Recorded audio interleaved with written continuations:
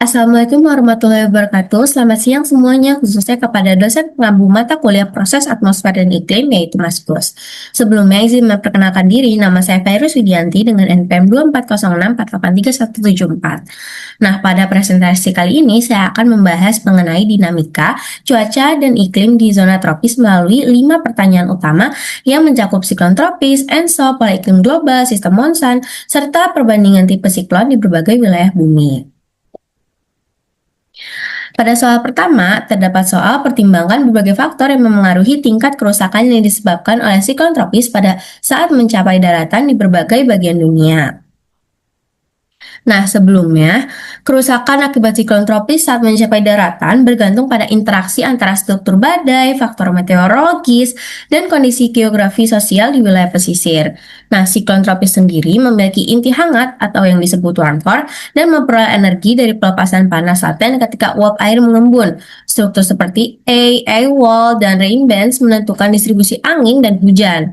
Saat landfall, A-wall menjadi sumber angin yang paling merusak, sedangkan rain bands dapat menjadi pembawa hujan ekstrim jauh dari pusat badai sehingga banjir sering terjadi sebelum badai menyentuh ke daratan.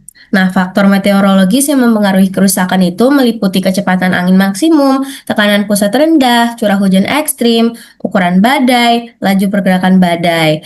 Nah, selanjutnya badai besar dengan pergerakan lambat biasanya menimbulkan kerusakan yang lebih luas dan durasi banjir yang lebih lama. Namun, dampaknya itu akan berbeda di tiap wilayah karena kondisi geografisnya.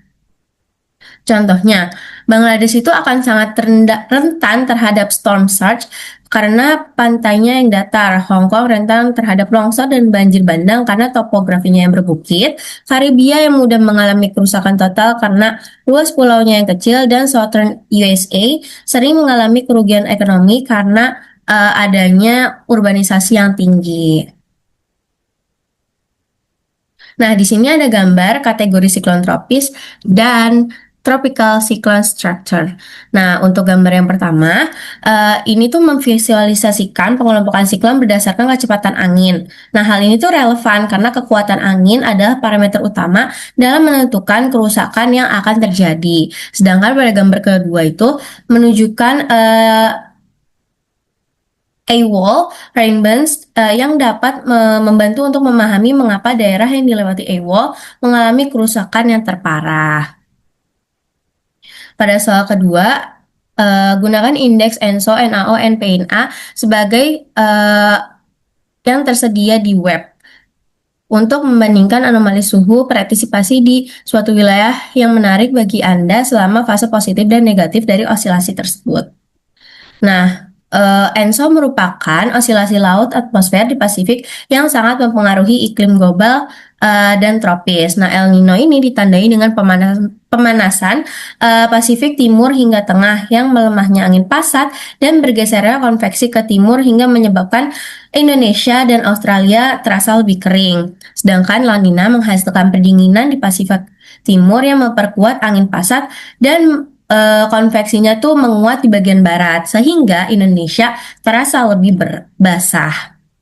Sedangkan GONAO mengatur pola cuaca Eropa berdasarkan perbedaan tekanan antara Icelandic Low dan Azores High. Sedangkan PNA memengaruhi kondisi basah atau keringnya di Amerika Utara melalui pola tekanan atmosfer di Pasifik dan Amerika.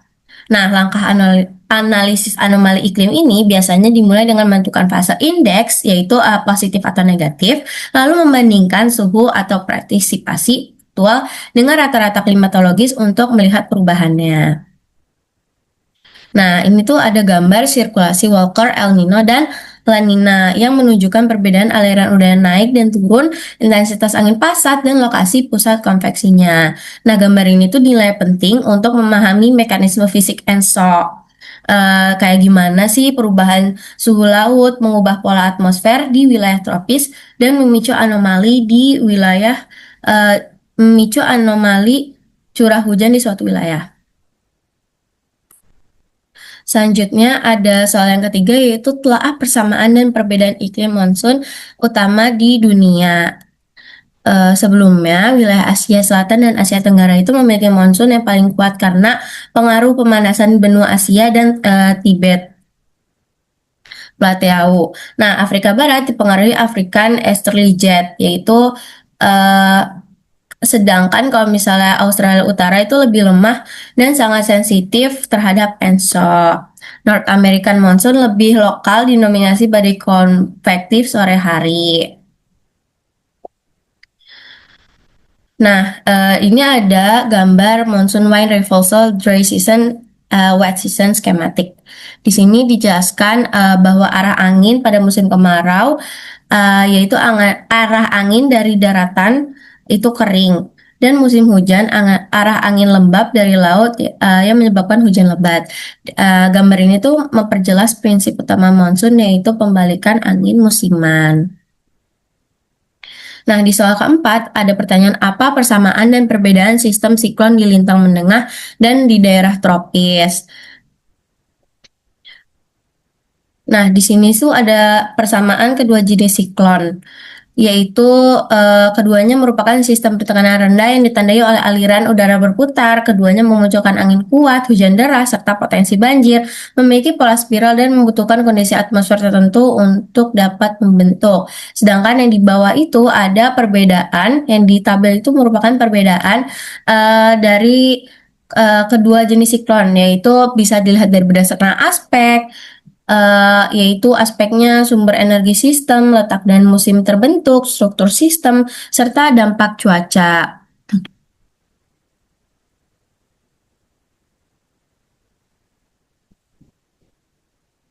Nah, di sini ada gambar warm core versus cold core cyclone comparison schematic, yaitu di mana gambar ini tuh menunjukkan bahwa perbedaan struktur vertikal antara kedua siklon, di mana siklon tropis memiliki inti yang hangat atau warm core di semua lapisannya, sedangkan kalau misalnya di siklon mid latitude dia tuh memiliki inti dingin dengan kontras suhu tajam karena adanya front.